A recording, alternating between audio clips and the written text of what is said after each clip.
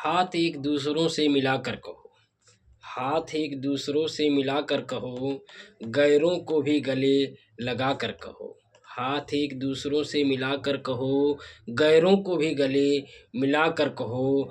हम हैं भारत के, हम हैं भारत के, भारत है घर हमारा। हम हैं भारत के, भारत है घर हमारा। सर झुका कर नहीं, सर उठा कर कहो। दोस्तों, आप सभी लोगों को हमारे तरफ से 77वें गणतंत्र दिवस यानी 26 जनवरी की ढेर सारी हार्दिक शुभकामनाएं। दोस्तों, आप सभी लोगों को मालूम होगा कि 26 जनवरी 1950 को हमारे देश में संविधान लागू हुआ था, जिसके अवसर पर हम सभी लोग गणतंत्र दिवस के रूप में 26 जनवरी मनाते हैं। दोस्तों, आप सभी लोगों को मालूम होगा कि हमारे देश की आज़ादी के लिए बिना किसी भेदभाव, बिना किसी एक दूसरे की जात पात से हमारे देश के शहीदों ने अपनी प्राणों की आहुति देकर अपने देश के लिए दोस्तों अपने प्राणों की न्यौछावर किए और हमें आज़ादी दिलाई। दोस्तों, उसके बाद हमारे देश को किस तरह से चलाया जाएगा उसकी एक टीम बनी और उस टीम में हमारे कई सारे महान पुरुषों ने अपना अलग अलग ढंग से अपना तन मन से योगदान दिए और उस योगदान में उन महापुरुषों में से एक महापुरुष बाबा साहब अम्बेडकर थे। दोस्तों, हमारा संविधान लिखने में, हमारे संविधान को पूरा तैयार करने में डॉक्टर बाबा साहब भीमराव अंबेडकर जी का बहुत बड़ा योगदान रहा है, जिससे पूरे भारतवासियों को बाबा साहब अम्बेडकर के ऊपर हमेशा सदैव जिंदगी भर और आने वाले समय में बाबा साहब का हमेशा ऋणी रहेंगे। दोस्तों, भारत का संविधान मात्र एक ऐसा लोकतांत्रिक देश का संविधान है जो पूरे दुनिया में सबसे बड़ा लिखित संविधान ग्रंथ के रूप में बनाया गया है,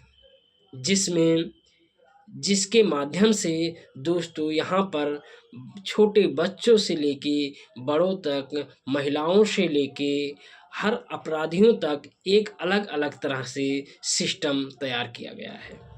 दोस्तों, संविधान की देन है अपने भारत में कि हमारे भारत का ऐसा कोई भी व्यक्ति नहीं है जो अगर सच्ची निष्ठा से, ईमानदारी से मेहनत करे और जनता उसको चाहे तो उसे बड़ा से बड़ा पद देकर मंत्री बना सकता है, सरकार बना सकता है, मुख्यमंत्री बना सकता है।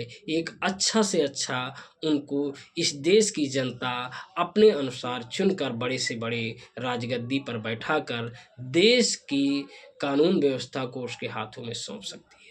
लेकिन दोस्तों, ऐसे व्यक्ति को हम चुन लेते हैं जो हमारे देश की कानून व्यवस्था को सही ढंग से हमारे लिए, आपके लिए नहीं चला पाते हैं और बाद में ये कानून सिस्टम इतना ख़राब कर देते हैं कि हमें इस देश के संविधान के ऊपर कुछ अच्छा दिखता नहीं है। लेकिन जबकि कानून और संविधान की कोई गलती नहीं है, इस देश में जो ये नेता लोग हैं और इस देश के सिस्टम को जो चलाने वाले अधिकारी हैं, सारी कमियां इनकी रहती है।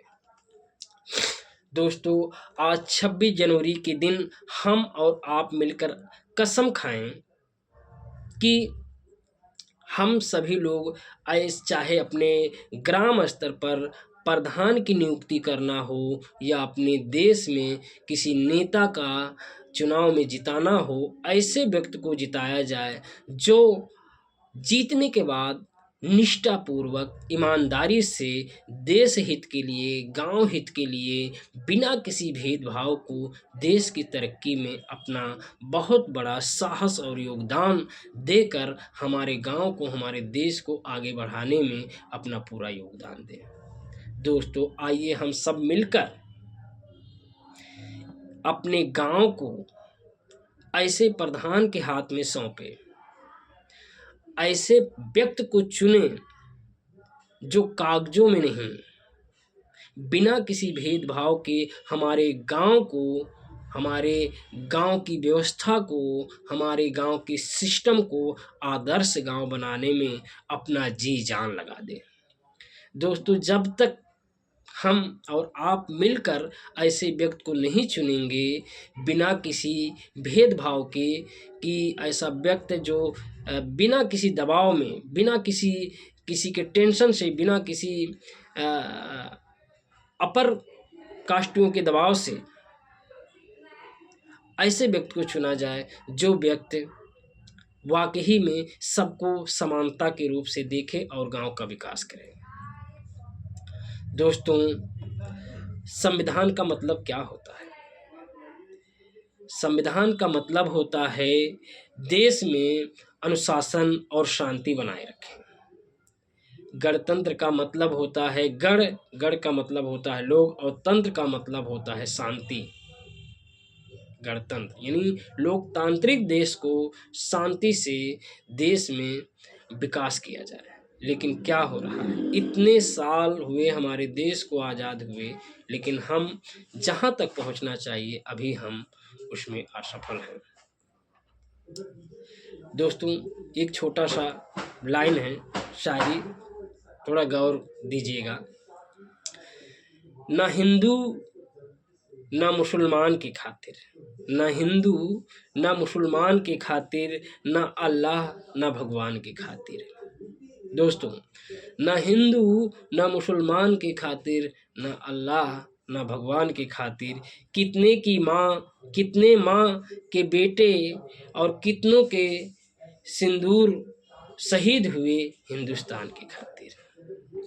आप सभी दोस्तों को जय हिंद, जय भारत, जय संविधान।